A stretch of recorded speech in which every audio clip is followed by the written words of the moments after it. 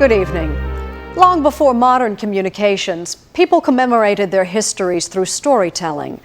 Remember the Alamo, for instance, was a command to tell and retell the story of a battle in which the heroes were all killed. In the last year, we've been able to tell the stories of only a small fraction of the people touched by September 11th, because we can never know what really happened. But we are able to piece together the story of United Airlines Flight 93, which crashed near Shanksville, Pennsylvania. It's been a source of strength and comfort. We know much more now than we did a year ago, but nothing changes the conclusion that those men and women died fighting a battle that almost certainly prevented a much larger tragedy.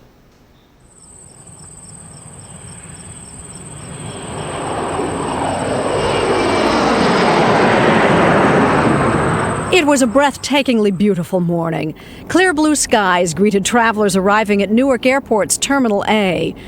Passengers at Gate 17 might have been especially pleased to find that United Flight 93, with 182 seats, was mostly empty. With only 37 passengers, there'd be plenty of room to stretch out on a long trip.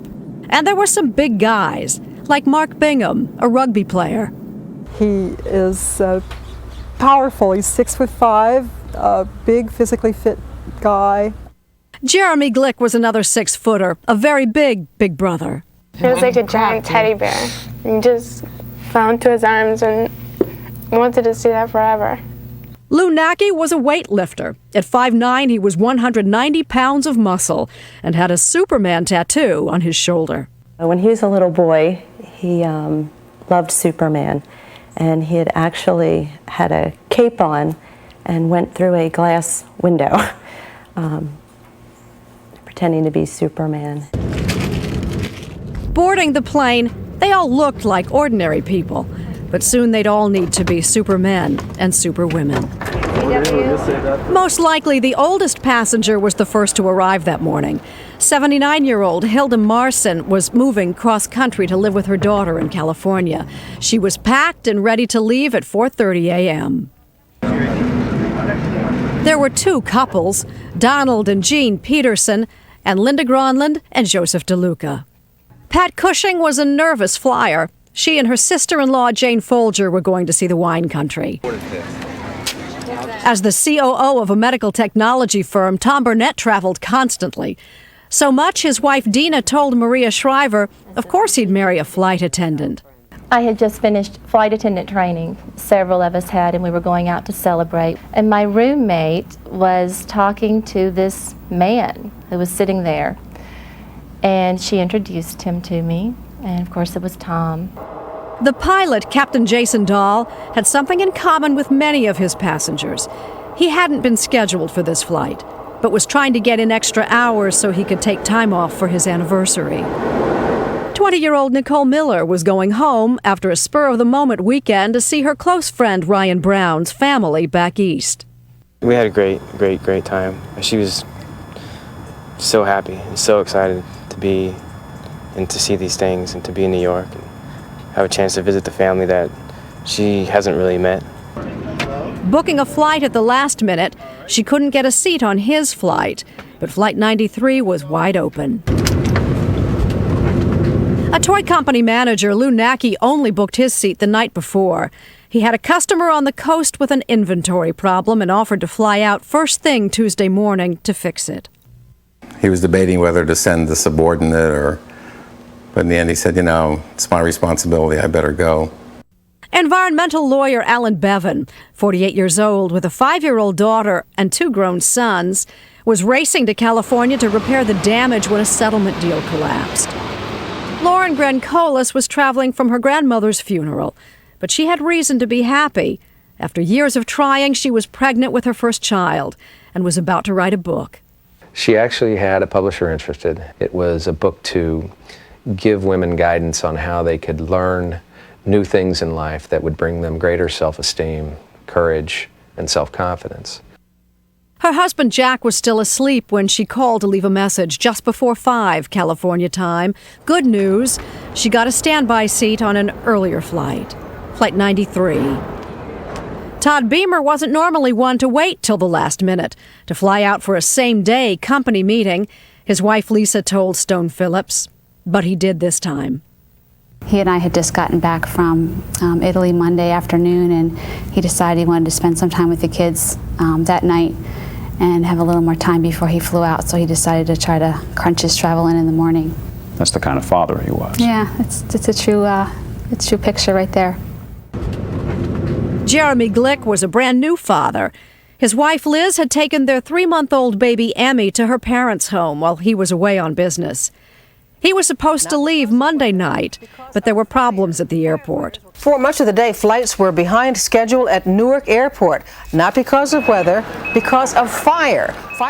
He decided to wait till Tuesday morning. His flight had been rerouted to Kennedy, he had said, and he didn't feel like getting into California at 3 in the morning. So he figured he would go home and get a good night's sleep and just catch the first one out. Do you believe in fate? I do. Do you believe your husband was fated to be on that plane? I believe that. I believe that Jeremy was meant for a higher purpose. At 7:55, one last passenger came rushing down the gangway. That was Mark Bingham. He'd overslept. Bingham made a quick call before the plane backed away from the gate to tell the man he'd just started dating. Luckily, he'd made the flight. 4 other passengers in the first-class cabin had not picked this flight at the last minute. They'd been casing flights for months, and their destination was not California. The plane pulled back from the gate at 8:01, only 1 minute behind schedule. At Boston's Logan Airport, American Flight 11 had already taken off at 7:58, with United Flight 175 close behind. It was part of a carefully timed plan, 4 planes, including American Flight 77, departing Dulles at 8:15. But in all their planning, the terrorists hadn't factored in a departure delay. Flight 93 had left the gate on time, but due to heavy runway traffic at Newark Airport that morning, it took off 42 minutes late. That runway delay gave passengers on Flight 93 the time to see that this was a suicide mission and the chance to thwart it. Minutes after takeoff, Claudette Green got a call.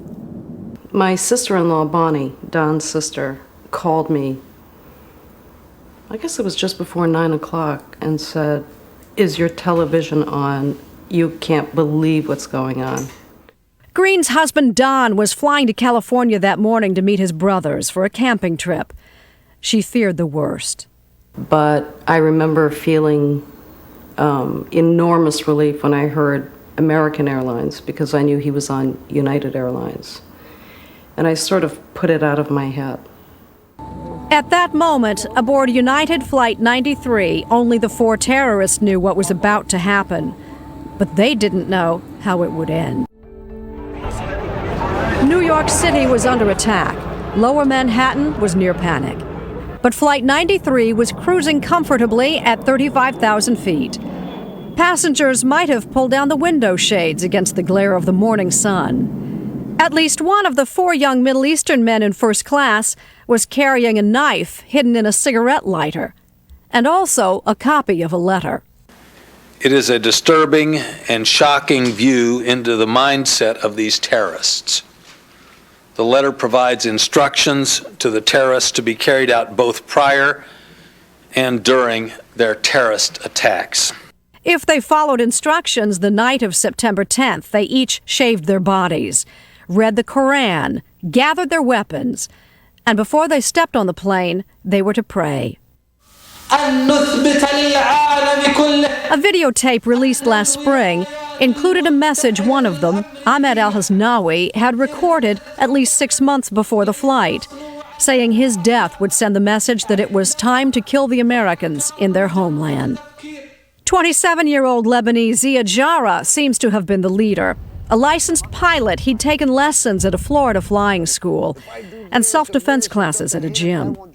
He told me that he traveled a lot, was always interested in martial arts, and that in case anything ever happened that he would need to defend himself or know as much about it, what could I teach him? His written instructions said to scream Allahu Akbar, Arabic for God is great, because this was sure to terrify everyone. It was just before 6:30 in the morning in San Francisco when Dina Burnett's phone rang.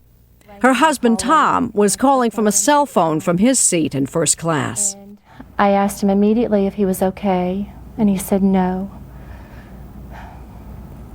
He said, I'm on the airplane, United Flight 93, and it's been hijacked, and said, please call the authorities, and he hung up. Dina immediately called 911. They just called me from the airplane, United Airlines Flight 93. They let the authorities know the plane has been hijacked. They've just knifed a passenger. 2 hijackers were soon at the cockpit door. It's reasonable to assume that most likely they forced their way in. Aviation consultant and pilot Greg Feith was an investigator for the National Transportation Safety Board for 22 years, though he's not working on the Flight 93 investigation. Anybody coming into the cockpit from behind is basically in a controlled position because they have freedom of movement that the flight crew doesn't have. The Air Traffic Control Center in Cleveland was already on the edge of chaos after the attack in New York. Towers all over the country were frantically trying to account for every plane in their airspace. Nobody knew how many more planes had been hijacked. Suddenly, Flight 93's transponder, which sends controllers a radar signal with identifying information, was switched off. That got Cleveland Center's attention. Today, we've had a national tragedy. 2 airplanes have crashed into the World Trade Center. It was just after 9:30. As the president was appearing before cameras in Florida, Cleveland air traffic controllers were hearing an American voice aboard Flight 93 yell, "Get out of here." Perhaps it was Captain Dahl or his co-pilot, Leroy Homer. Someone had keyed a mic, but they had an open microphone when all this commotion was going on. Then Cleveland heard screaming. Investigators can only speculate whether it was Dahl and Homer fighting to defend the aircraft or being murdered. But at 9:32, a chilling radio transmission intended for the passengers.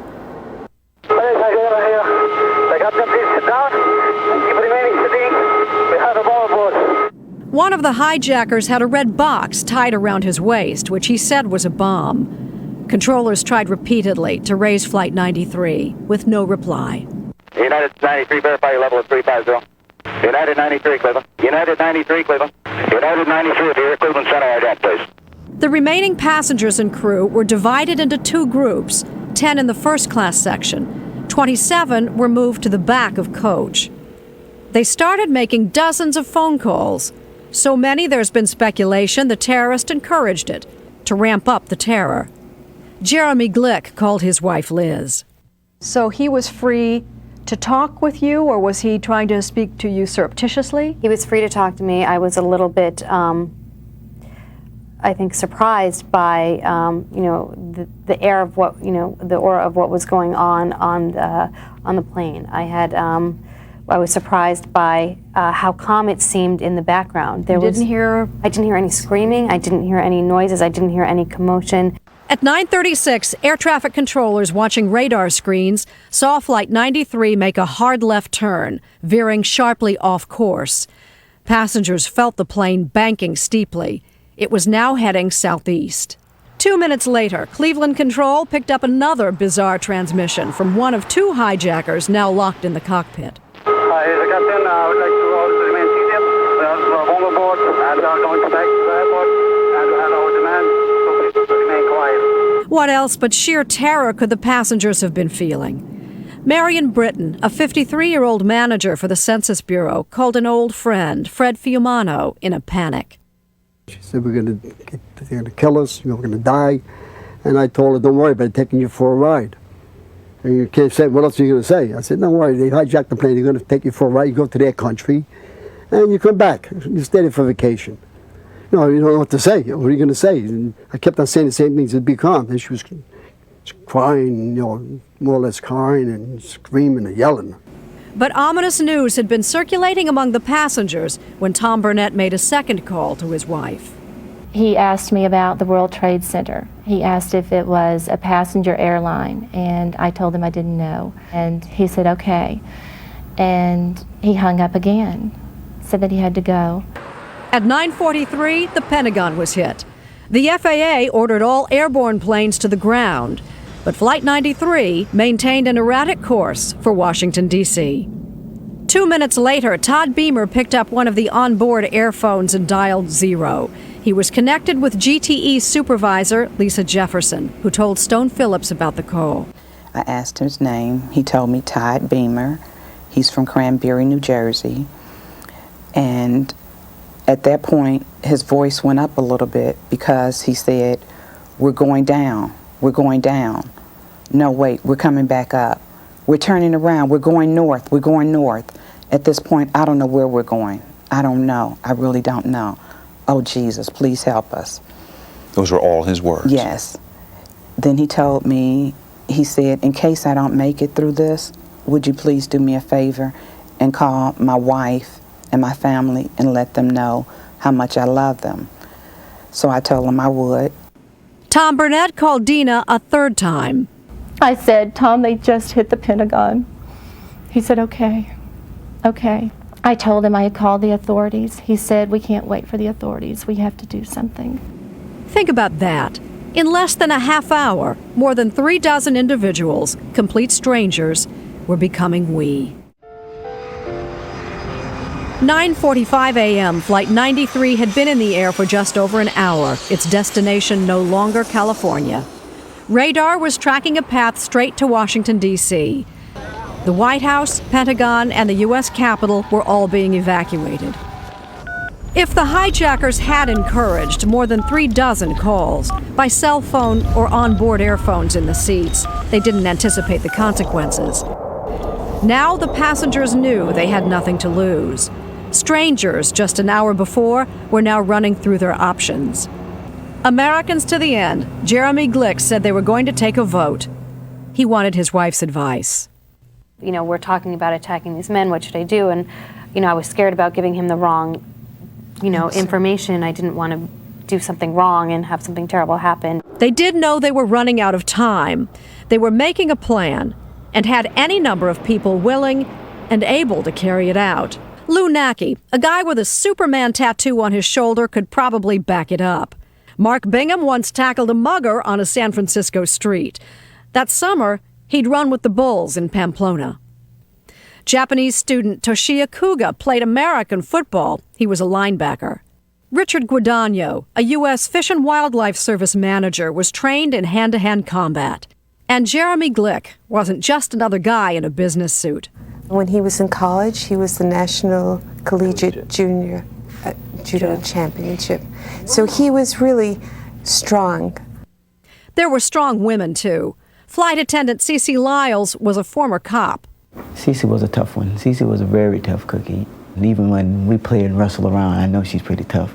So I would say that, Cece probably had her hands in her own fate because she always wanted to determine her own fate anyway. New York Times reporter Jerry Longman spent months investigating the Flight 93 story. In his book, Among the Heroes, Longman reports that Debbie Welsh, the 6-foot-tall senior flight attendant, had overpowered a drunken passenger once and shoved him into his seat. Passenger Diora Bodley had been captain of her high school basketball team. And both Lauren Grancolis and Linda Gronlund were trained emergency medical technicians. Linda Gronlund had once dislocated her leg and had set her own kneecap in the driveway while waiting for her, the ambulance to arrive. Among the women, who else would have been known as tough? Well, there was Hilda Marson. Once a man tried to snatch her purse and she beat him over the head with her umbrella, so she wasn't afraid to stand up for herself. Neither was 4'6" Colleen Frazier. She had red spiked hair. She once commandeered a paratransit bus and drove it down to Washington to browbeat the senators into passing the American with Disabilities Act. Tom Burnett's strength was problem solving. It was practically a job description for the COO of a medical technology firm. Working the problem is what he did best. He was very busy. He was taking down information. He was planning what they were going to do. And he was not interested in reviewing his life or whispering sweet nothings into the telephone. I assure you, he was problem solving, and he was going to take care of it and come on home. Claudette Green never heard from her husband Don at all, and she thinks she knows why. I've never actually missed the fact that he didn't call. I think he was busy. I'm convinced he was very busy. He didn't have time to make a call. Don Green might have been the answer to the ultimate question. If the pilot and co-pilot had been killed, what would the passengers have done after they overpowered the hijackers? An executive in the aviation business, Green had thousands of hours in a cockpit as a private pilot. He could fly a plane before he could drive a car. He had the knowledge to fly and land that airplane. If there was any way he could get into the cockpit and take over the airplane, I think he would have tried to do that. Another passenger on the manifest, Andrew Garcia, had experience as an air traffic controller with the Air National Guard. The atmosphere in the cabin was tense but quiet as people readied themselves for whatever lay ahead. Flight attendant Sandy Bradshaw called her husband and said she was getting scalding water ready to throw at the hijackers. Joseph DeLuca called his dad. His girlfriend, Linda Grondland, called her sister, Elsa Strong. She said, "Hi, Els. This is Lynn. I just wanted to tell you how much I love you." And she said, I please tell Mom and Dad how much I love them. And then she got real calm and said, "Now my will is in my safe, and my safe is in my closet. And this is the combination." And she just told me the combination of her safe. And then she just said, "I don't know if I'm ever going to get a chance to tell you again in person how much I love you, but I'm really going to miss you." And then she said goodbye. Lauren Grencolis left a second message for her husband, Jack. In a voice so composed, he says she might have been calling from a supermarket. I heard her say, "There's a little problem on the plane. I'm totally fine, just a little problem, and I want you to know how much I love you. Know that." Stopping herself from saying, "I'll call you back," as if she didn't want to leave a haunting promise. And then mentioning that she was fine and comfortable for now, and that she loved me more than anything. Just know that, and that it was just a little problem, as if it was something they were going to take care of, and to tell my family how much I love them, and goodbye. Then Grencolis handed her phone to Elizabeth Wainio, the younger woman sitting next to her, and said to call her family. She called her stepmother, Esther Hyman. Elizabeth seemed to be speaking calmly, but her breathing was shallow, as if she were hyperventilating. And Esther said, "Elizabeth, I've got my arms around you, and I'm holding you, and I love you." She was trying to calm her. And Elizabeth said, "I can feel your arms around me, and I love you too." And they talked for, I think, approximately 10 minutes. There were long silences. Esther began to get the feeling that Elizabeth was resigned to what was going to happen to her, and that she actually seemed to be leaving her body, going to a better place. She had had two grandmothers who were deceased, and at one point she told her mother, "They're waiting for me." At home in Florida, Lorne Lyles was still asleep. A police officer, he'd worked the night shift. Shortly before 10, the telephone woke him up. And she was like, "Babe, my plane has been hijacked." She said they forced their way into the cockpit.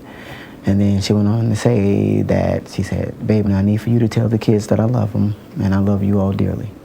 Like that. And then I thought, me just waking up, I thought she was joking, I said, "Babe, stop joking." She said, "No, babe, I'm not joking. I won't call you and play like that." Tom Burnett called home a fourth and final time. And he said, "Okay, there's a group of us, and we're going to do something." I said, "No." I said, "Please sit down and be still and be quiet. Don't draw attention to yourself." And he said, "No." He said, "If they're going to drive this plane into the ground," he said, "we've got to do something." Liz Glick had begun to see that too. And then, I finally just decided, gut instinct, that, honey, you need to do it. And then he joked. He's like, "Okay, I have my butter knife from breakfast," which is totally like Jeremy. As they both cried, Jeremy took the time to prepare his wife for a life without him. We said, "I love you," 1,000 times, over and over and over again, and it just brought so much peace to us. And it wasn't even the word. I felt the feeling from it. And, he told me to, he said, I love Emmy, who's our daughter, and to take care of her.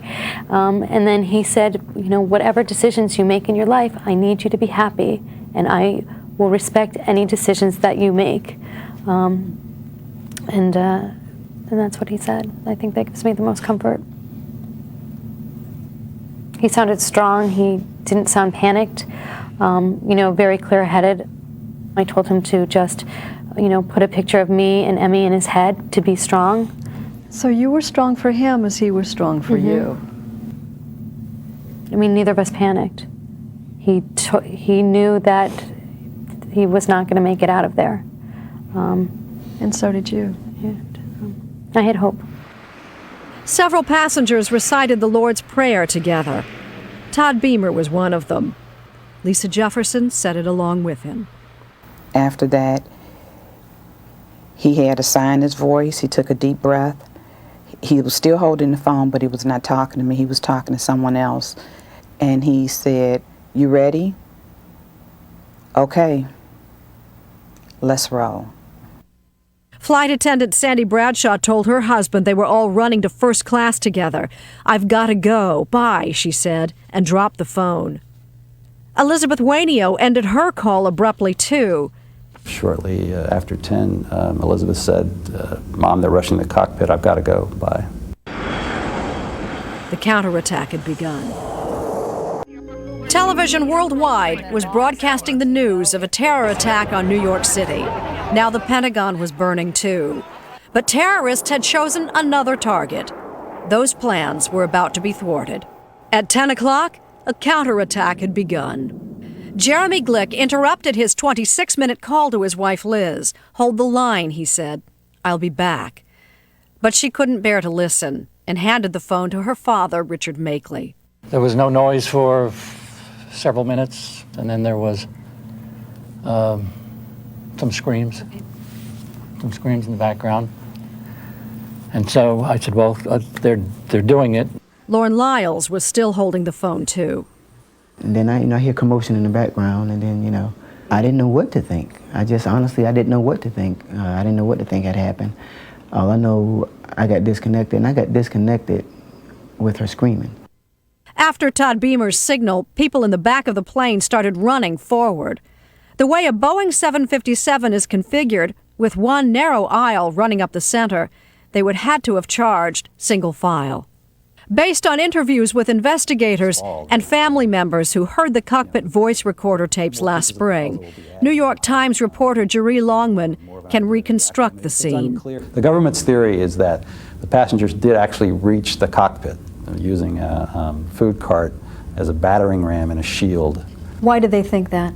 Well, from digital enhancement of the voice recorder, there's a sound of plates and glassware crashing near the end of the flight. But one person would had to have been behind that cart. It took brave people to, can you imagine if you were that first person in line rushing forward and the curtain was closed in first class and you had no idea what you would be encountering when you pulled that curtain back? It took a brave person to do that.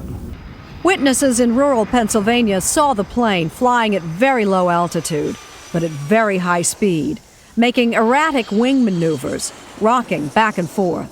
Some investigators believe that the hijackers were trying to, waggle the wings to keep the passengers from getting forward, to kind of knock them around like bowling pins. Waggling the wings then wouldn't have been necessary unless there had been a threat to the cockpit. Oh, sure. And at one point you can hear, in the cockpit, and then someone says something that's unintelligible and kind of garbled, but it's the sense that if we don't do that, then, quote, we'll die.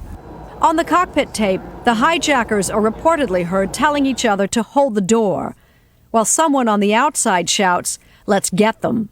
During this part, the hijackers are also praying. What are the nature of their praying? Saying sort of God, God, they're saying, Allahu Akbar, God is great. Is there a sense at this point that the hijackers know that the flight is going to end prematurely? They're obviously threatened and feel threatened, and at one point one of the hijackers suggests shutting off the oxygen supply to the cabin, but as I understand it, it's a very difficult or impossible thing to do. It wouldn't have had any effect on the breathing of the passengers because they were below 10,000 feet. And then the hijackers began talking about, should we finish, and on the transcript it says finish it/her off. It's unclear whether the hijackers are referring to the flight itself or to an unidentified woman heard pleading for her life earlier on the tape. In the final moments of the struggle, according to the families who heard the tape, that voices that seemed muffled and distant all of a sudden became clearer. They took that as some corroboration that the passengers actually, and perhaps crew, actually did reach the cockpit. Do you mean reach it, breach it? Or get inside. They got in. Yeah, I mean, that's the government theory, that they actually got inside. Near the end, you hear in English words, roll it up and lift it up or turn it up or pull it up. The families have taken that as a sign that the passengers and perhaps crew were trying to regain control of the plane.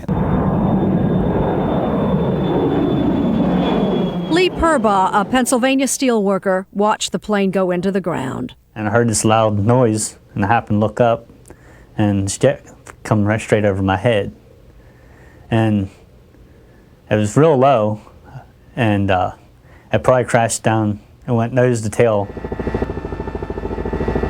The end came at 10:06 in the loose, porous soil of a deserted strip mine in coal country near Shanksville, Pennsylvania. They would come to be proclaimed heroes, but at that moment they were parents or siblings or wives or husbands.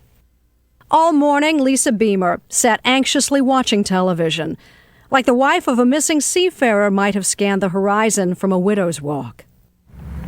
When I heard them say that was the United flight from Newark to San Francisco that just went down, and I said, that's his flight. And my friend said, no, he might be on a different one. He might not have made it on the plane. He might, and I said, no, I know that's his flight. And I just said, no.